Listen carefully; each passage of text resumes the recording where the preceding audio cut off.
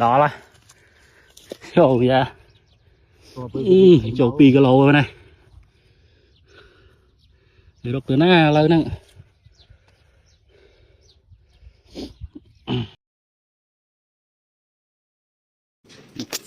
chỗ lâu muối này rồi ngào lớn này thử ít nhảy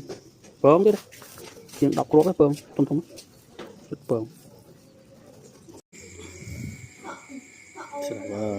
bơm rồi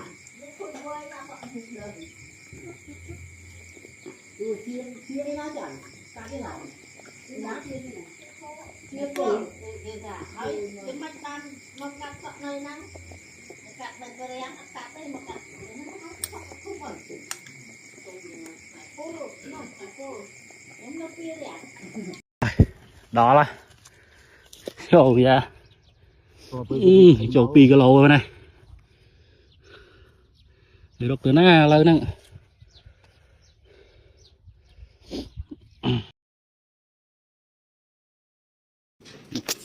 chỗ lâu muối này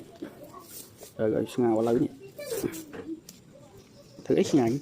bơm chứ đó chuyện đọc lốt cái bơm thông thông bơm bơm rồi